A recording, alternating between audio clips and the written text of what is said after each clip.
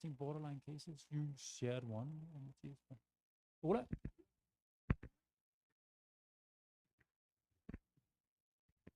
So obviously you can't generate your data like my students sometimes do. It's very easy actually. So you can get the whole interview with 9 teachers or whatever.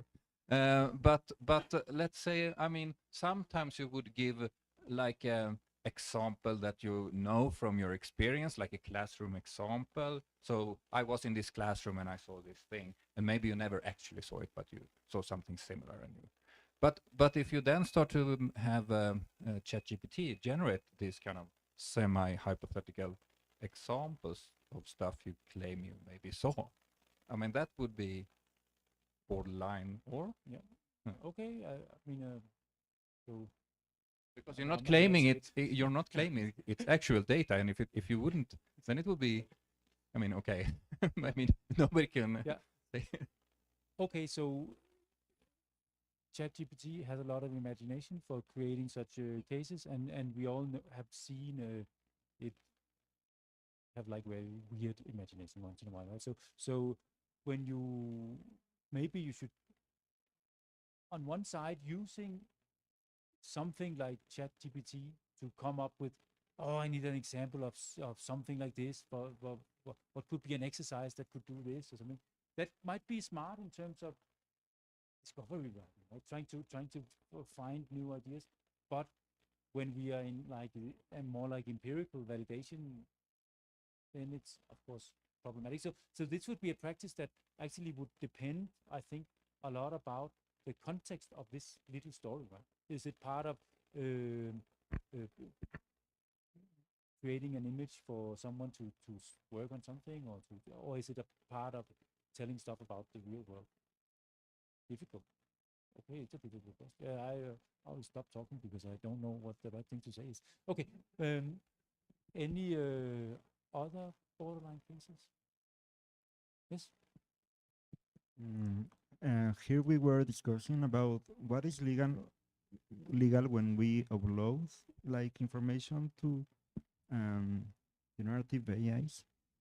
Particularly, we were talking about this app which is called Notebook, for example, in which we use a lot and we upload a lot of papers, but maybe some of the papers that we are uploading are not like public, and if they are becoming public, if is this legal, for example? And well, the recommendation was to look in the rules of our research center, but we didn't found in our research center right now an ethical regulation. So, well, it is just like something that happens to us.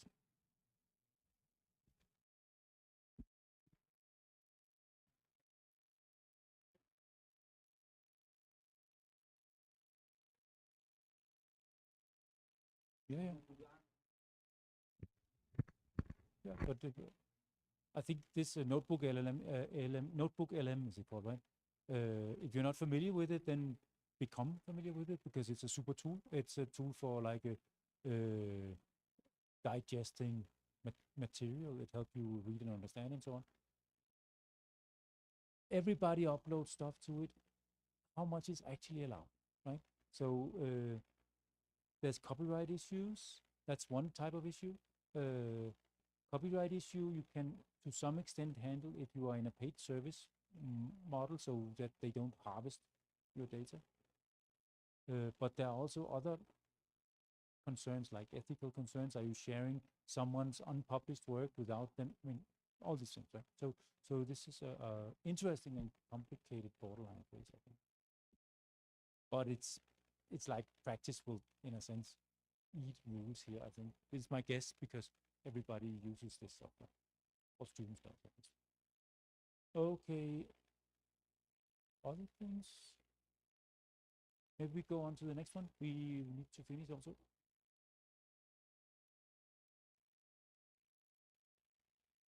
Okay, did you discuss anything around these 3 ways of looking at writing?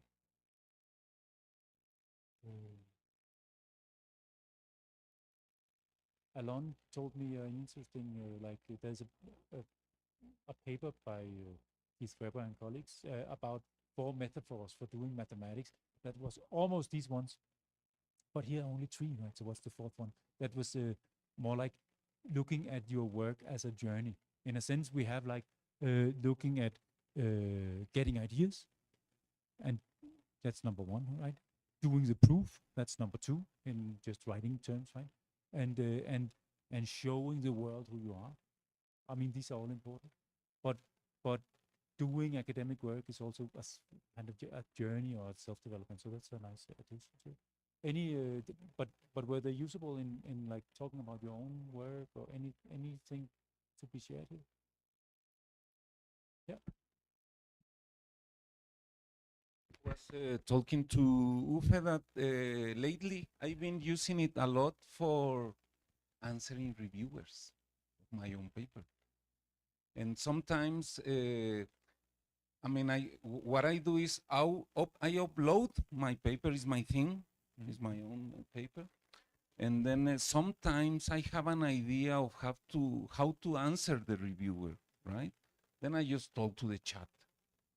Like, I think this part, the review, I also upload the comment of the reviewer. And then I say, okay, I think this thing he's or she asking me, I think I could do this, and then I could write that.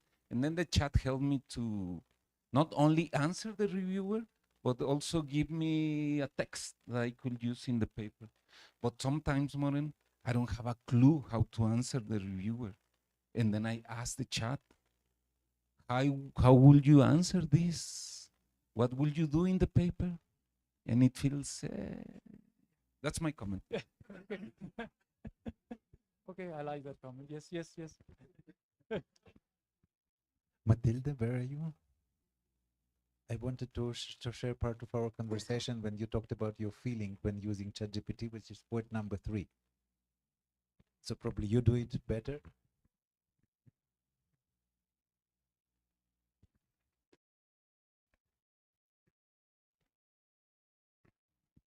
Yeah, are you thinking about something specific?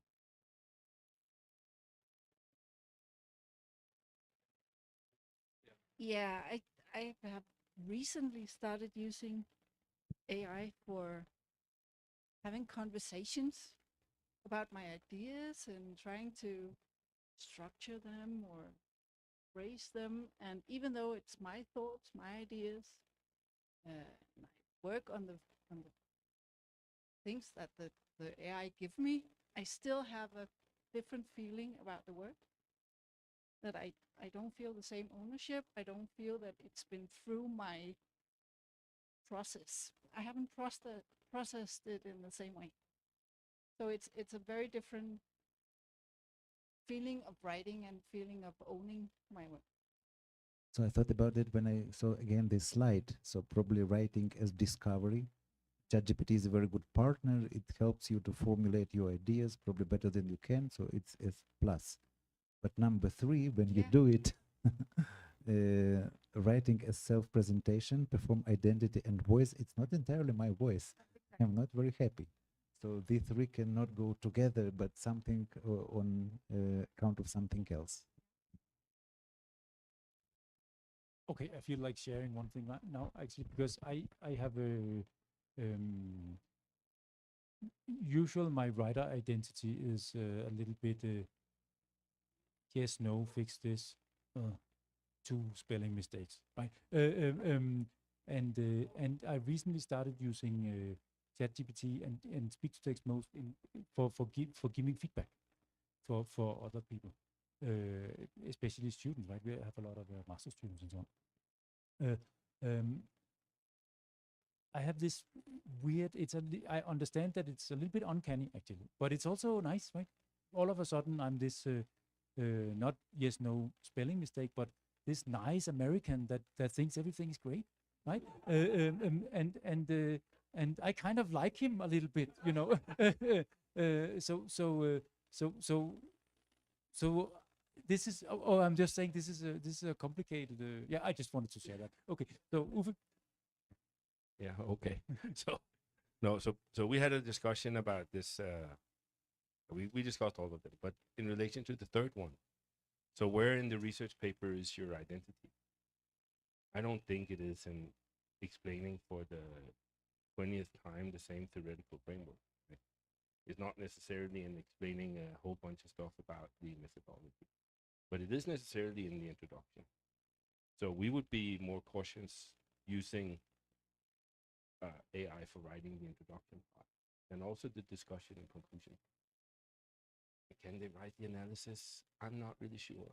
But there are some parts that can definitely be outsourced to AI without losing very much, but there are other parts where you will necessarily lose your voice. I think. So maybe that's one way to think about it for research paper. Yeah, I think, yes, that's great. But I think what I wanted to say with my little bit weird comment before is that there can also be, what can you say, like instrumented additions to your voice, but this is a complicated territory, right? where you try to write even some of the complicated parts, maybe in a more clear way, using some of these tools, because it will help you say what you say, want to say more clearly. So that's kind of two different. That's what you used to use me for. Yes, exactly. So that's why you have so much free time now. No, but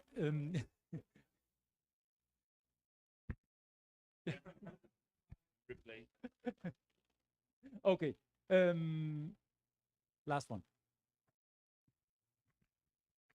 Morten, can I just say one thing? Yes, of course. That term voice was slightly unclear to me, or I feel ambiguous about it, because you can have a voice and express a voice very differently. It can be in terms of how you structure sentences, or idiosyncratic grammatical errors, or how you sort of present and develop ideas. And you can lose various aspects of that while outsourcing text writing to ChatGPT.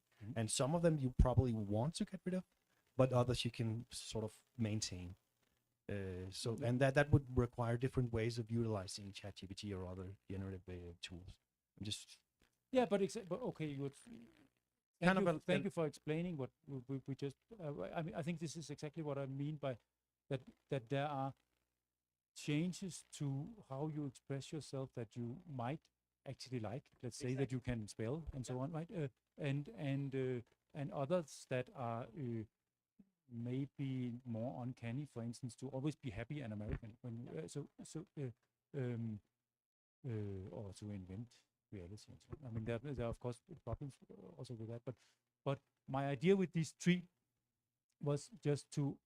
I mean, these three are big themes in general writing stuff, right? So let's look at them and try to understand it. And the third one, I don't know how to communicate it in a good way, but this is what G calls identity work, right? Doing written formulation of what you are working on is also developing and also actually maintaining your identity as a person. Yeah, and also generating ideas is like one of the funnest thing of being a researcher, and I would never want to outsource that, right? No, but you might want a little help once in a while, right? So this is yeah. Okay. Tips and tricks, and then actually we have. Did anyone? Okay, any fun things to share here?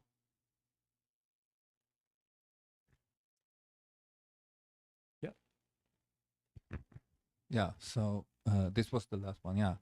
So we tried a little bit the number 3. So just that's what was it? To reflect the conversations. I just started, but I took one of our concepts, our theoretical concepts that, I mean, we have managed to publish a bit about it, but it's been pretty tough because it's hard to persuade people of its usefulness. And then I just wrote a little summary, just a few lines, and I asked ChatGPT to give a different interpretation and different wordings than what I used to explain my concept. And then I got a really good new ways of talking about it. And then I also want some new examples in addition to the ones I gave. gave me a lot of examples, some of which I already could think of myself, but also some others. So this could be a start of that sort of conversation, I think. And it's a not known concept, you know, so it took it from my little This explanation. Yeah. And this is something that many people use also ChatGPT for generating like titles and like catchy phrases and it's super good at this, right? Because you get a lot of suggestions and then you can kind of get an idea about what would be persuasive. Right? But I got like 2 or 3 pages of you know response from 5 pages of a question or 5 rows. So if I am going to do the dystopian thing just before we leave and then get you in a good mood again before we leave, then I need to do the dystopian thing now. So I think just from a big picture, now this has been very much what do we do and what how can we use this for something good and so on, and what is legal and so on. But there is like an almost economical thing going on here, where the generation of text is almost free now, right? And it used to be very costly, and this has some consequences that I don't know what they are, but I think in the newest issue of Journal for Media, Learning and Technology or something like this, Ben Williamson, I think, has an editorial where he speculates. He's very good at speculating. Right? He lived from. I don't know what he'll do now with ChatGPT, but he's very good at speculating about the futures of IT and learning and so on. But he speculates about the future of publication in 2030. And it's an interesting thing you can read his speculations, but also just do your own. What is the situation when the generation of text, academic text, is free? And how do we deal with all that shit that comes out? How do we deal with peer reviews? How do we deal with doing, let's say, a literature review of how can we as researchers know all that stuff? Right? So there were some interesting considerations that I think are actually quite transformative potentially. So that's the dystopian moment. And then I want to not start a big debate about that, but just I felt for just saying that. This ends the workshop. I hope you enjoyed it. It's like it's a difficult thing to do. So any feedback also on the format and so on, please let me know, because I think it's something we need to do among ourselves often. So and as I said, it's the first time I try to do this. So please let me know about that. And other than that, I think we should end by saying what will happen tomorrow. Right? Is that okay? Can we end now? Anything burning? Good. Mario, what will happen tomorrow?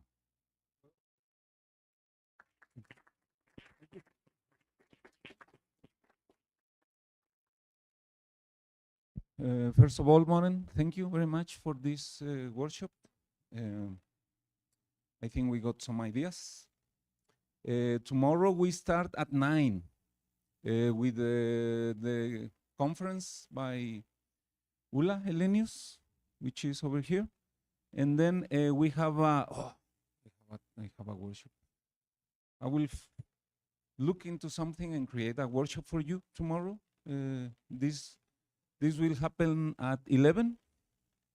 And then we will have a lunch, the kind of lunch we have today. This is for free for all of you. And then it comes the first session where we split into groups. And as I told you this morning, the most updated version of these groups is on the website. So please look into that. And if you don't know where your rooms are, please let us know. Any of the persons in the local organizing committee can help you to find the places. And after this splitting session starts at 2:30 and it ends at 4. And after that, we are free. In other words, tomorrow we will be less tired than today and maybe as happy as today. Yeah. Yep. it's a good idea to check out which group do I belong and know that.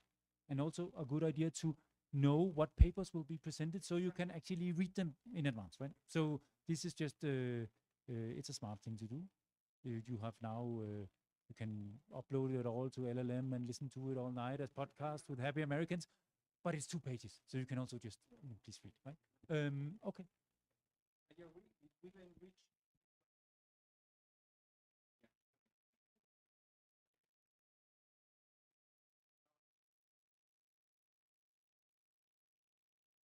Good, great. Thank you for today.